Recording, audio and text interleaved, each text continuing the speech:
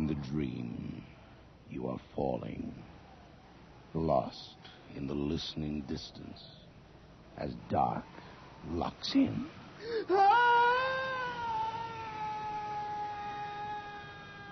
Nightfall.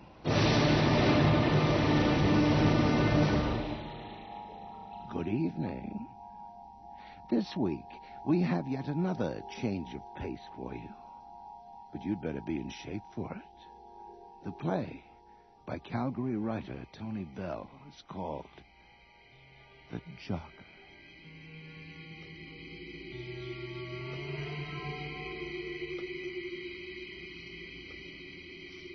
Braddock High is an old school. A lot older than it used to be. Rumor has it may shut down soon for lack of enrollment. But the goalposts are still up. The kids still play touch football on weekends.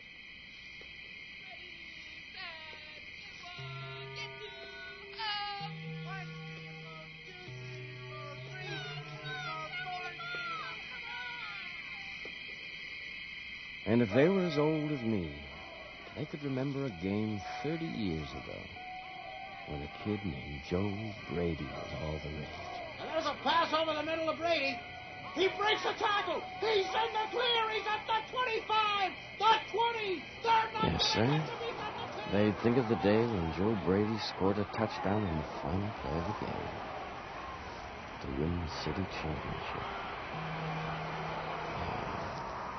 He was quite the kid, young Joe. All city halfback. He was going places, no doubt about it. Everybody said so.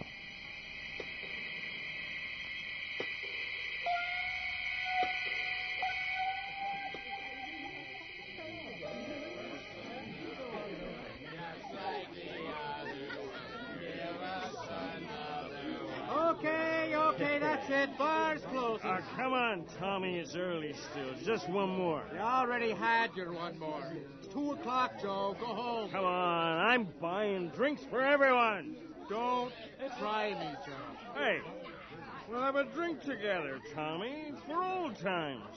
Don't you care about old times? That's all you ever drink to, Joe. Why don't you try drinking to some new times for a change?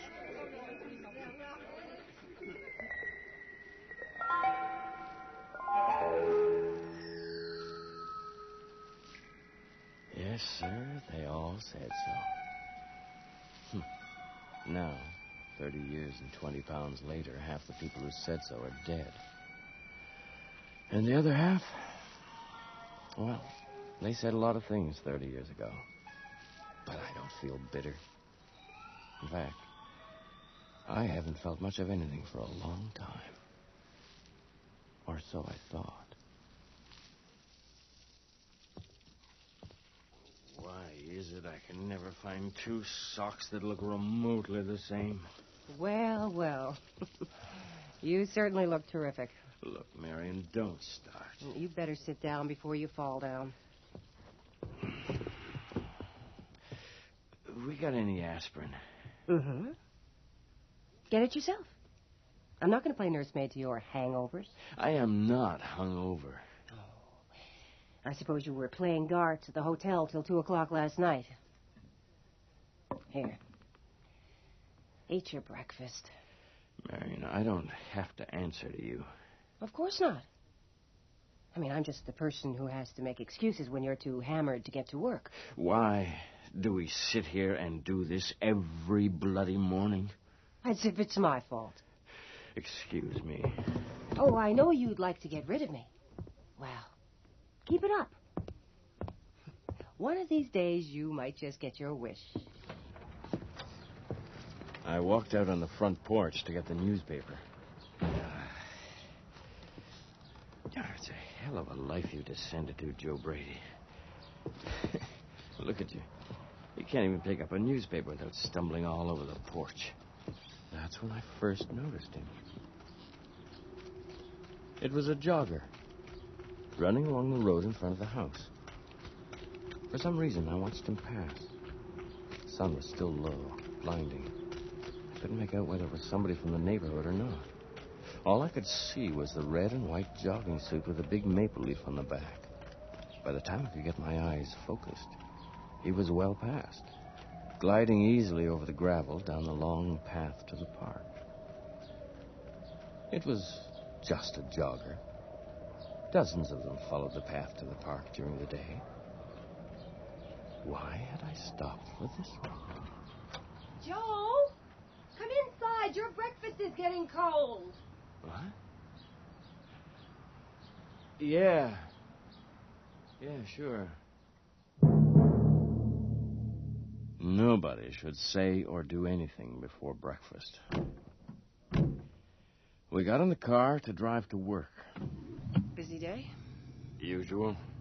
Oh, remember you've got that appointment with Dr. Sims this afternoon. Oh, not again. Look, you missed the last one. Marion, the man is a quack. I go there once a week so he can tell me that I'm overweight, my blood pressure's elevated, and I have a death wish. That makes him a quack. That makes him redundant. Oh, God. I can get you to play the same broken record for free. Well, somebody's got to keep telling you. Look, it's not our fault if you don't have the sense to listen. Right. Joe, I don't understand you. You know you're headed for a heart attack or a stroke, yet you don't even seem to care. Look. There he is again. What? In the rearview mirror. I can see him behind. What? Behind? Don't you see him? What are you talking about? He just passed by here a few minutes ago. For God's sake, Joe, I am trying to talk to you about your health. But he's coming from the same direction again. How could he get back there so soon? You stop changing the subject. See that? His legs hardly seem to be moving, and yet he's already halfway up the path. Oh, what's the matter?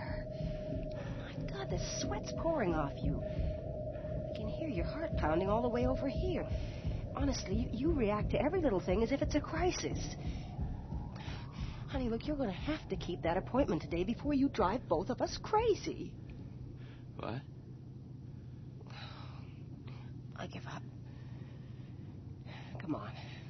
Drive.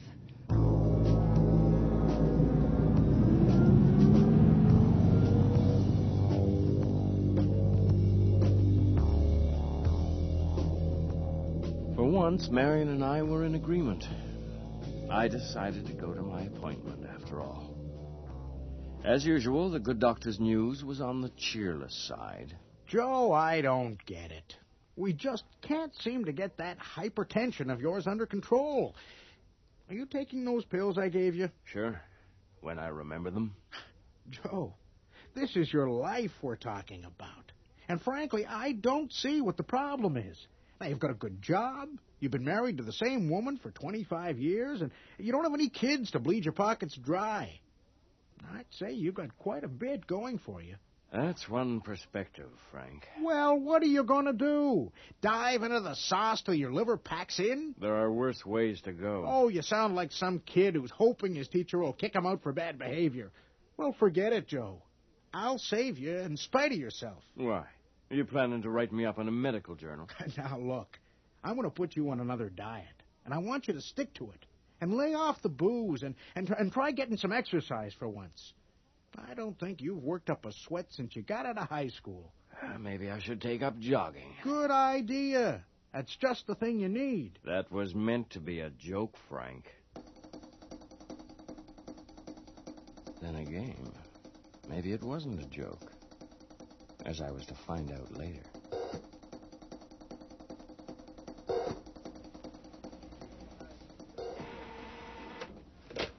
Joe? Yes, Mr. Benedict. Are you through with the Henderson report yet? Not quite. Well, what are you doing? Reading the French side as well? I'll have it to you in a minute, Mr. Benedict. Listen to yourself, Joe Brady. A 48-year-old man calling other people mister. Mr. Brady? Yes, Susan? Call for you on line 2. Who is it? He didn't say. Thanks. Mr. Brady? Mr. Joe Brady? Yes. This is John Miles. Yes. You were talking to me just a few hours ago. What? Mr. Brady, I'm the guy who runs the Miles Athletic Club. You called up about a membership. Did Dr. Sims put you up to this? Who? Oh, look, I'm sorry. You must have the wrong Joe Brady. Try calling information. What? He was there again. outside the window. The same red and white jogging suit, the same measured stride. Or was it? The afternoon sun obscured him. I could only make out his legs like spokes where the light met the pavement. Mr. Brady, are you still there? Huh? Mr. Miles. Sure. Well, what do you say, Mr. Brady? Do you want to be a member or not? Yes. Yes, why not? I'm sorry. Stay right there, Mr. Miles. I'm coming right over.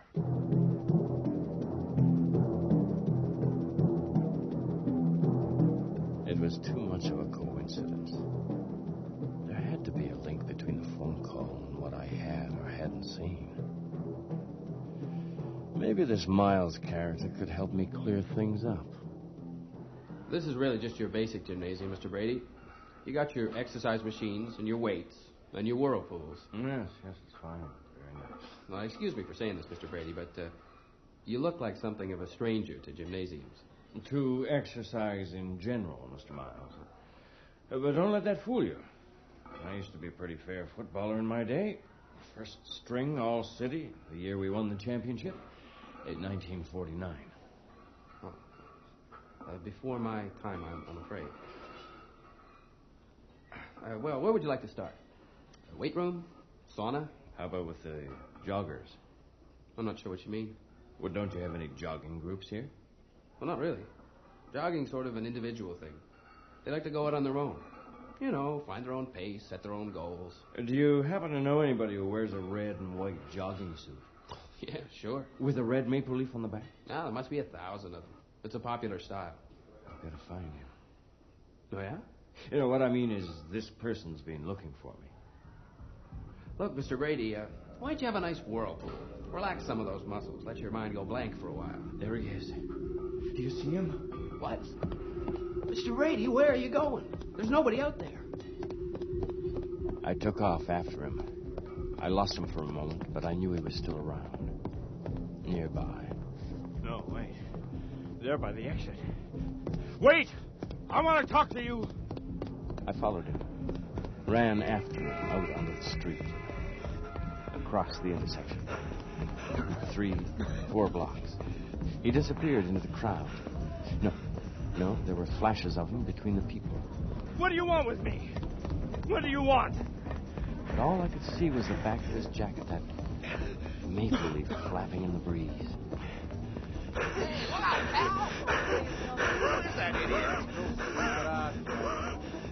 I ran faster than I thought I could. There was no use. Hey, you almost knocked me over. I had a good mind to call a cop. He was gone. But somehow I knew I hadn't lost him. I knew he wouldn't let me lose him.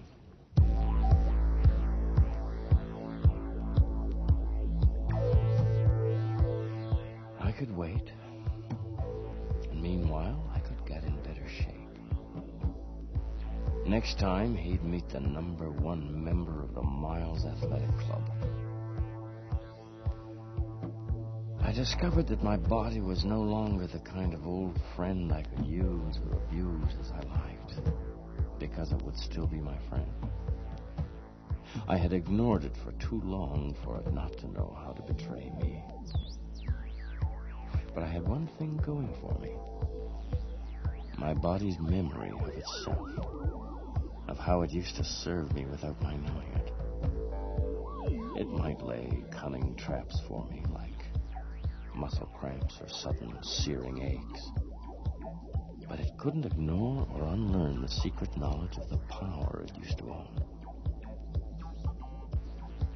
It had nothing to do with me, beyond my will.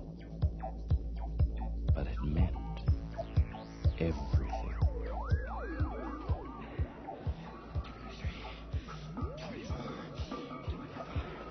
I gotta say this, Mr. Brady. I've never had a customer who's made the same progress that you've made in the last few months. You know, you keep this up, he'll be racing against men 20 years younger. Only 20? That's not good enough, Miles.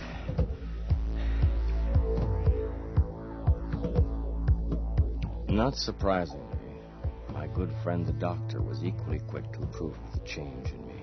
That's It's amazing, Joe. You've lost 20 pounds, your blood pressure's down. You're beginning to make me feel like an old man. What's happened to you, Joe? What's the secret? Oh, maybe all that nagging of yours finally got through to me. But, Joe, maybe you're rushing things a bit. Doing too much. Now, the body's a delicate instrument, you know. I can't hear you, Frank.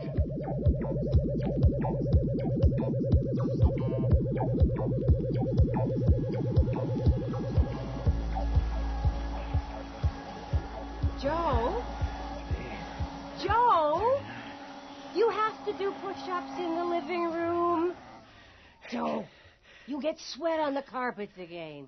Can't stop now. Oh, come on. 44. Look, don't you think you're overdoing it? Joe, you're not a young man. You know, you're 48 years old. 48. How can I forget with you constantly reminding me? Just as well I do. You wouldn't have made it to 48 without me propping you up. Well, you don't need to prop me up anymore. You see, I can stand on my own now. You can leave with a clear conscience if you like. Well, darling, don't think the idea hasn't occurred to me. I can't let things go on the way they have, Marion. I am not fat anymore. I can't roll with your punches. I feel the hurt. Hurt? What about the hurt I felt for the past 25 years? Playing nursemaid to a drunk. I know. And I suppose I should be grateful for that. You were afraid of what would happen to me. But that's not love, Marion, or anything like it. Oh, you just shut up. God, I can't bear to hear you talk like this. Wish to God you were fat again. It's too late. There's no turning back now. What do you mean? Where are you going, Joe?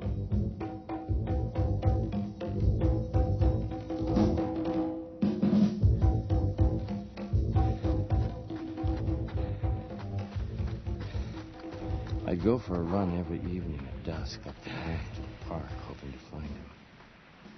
I'd stand on the path and wait. So far, there'd be no sign of him. Well, I'd better head home. He's not coming tonight. What's that? I looked up the path, and there he was, bearing down on me. A shroud of dust and darkness rose up around him, obscuring his body. He was no longer the peaceful jogger with a measured stride. His speed was inhumanly fast, the legs protracting and retracting like demonic pistons. He was almost on top of me. What do you want? Answer me. I took off. He was already there. The sound of his footsteps, like small explosions. His wild breathing engulfing me on all sides. His heartbeat, strong, confident, deafening, forced me down into the dirt. Stop! Stop! And then there was nothing. Just nothing. Had he passed at all? There was only the wind and the dirt on my face to remind me what had happened. Next time I'd be ready for him. My body was getting stronger all the time. All I lacked was speed. I'd find that somehow. I'd wait for him, and when he passed, I'd give chase and catch him, and then bring him down with one of Joe Brady's famous flying tackles, just like in the old days 30 years ago, when there wasn't a man made who couldn't be caught, when there wasn't a place I couldn't run to without the slightest of efforts. Pass over the middle of Brady. He breaks the tackle. He's in the clear. He's at the 25, the 20. They're not going to catch him. He's at the 10, the 5. Touchdown, Joe Brady. They all knew me then. And my own body knew me best of all.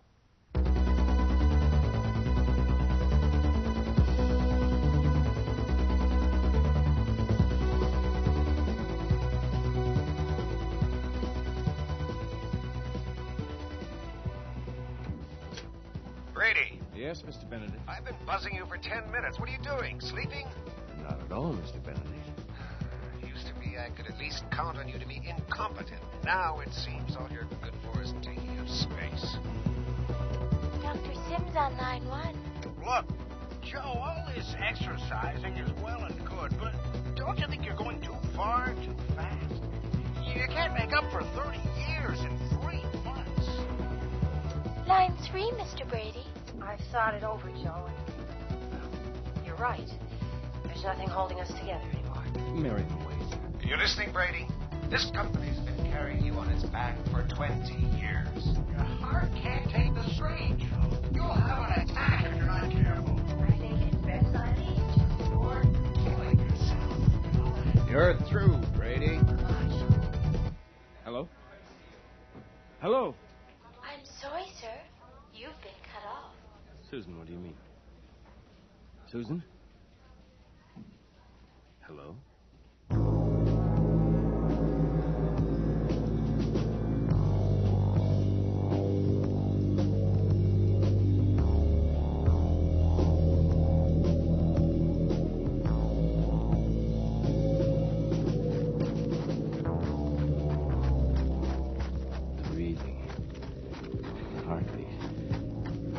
Everything the same as before. Who are you? Stride for stride, I matched him. Then he pulled away without effort. But I couldn't let him get away. I'd come this far. I had to. Again, I drew nearer and matched his speed. And then from somewhere, the strength came to go faster still. And faster. And faster. I could feel my body beginning to tire, collapse. It couldn't stop. I was gaining on him. I had him. All right. I keep going. The pain. It's nothing. The pain. You're almost there. Won't let me.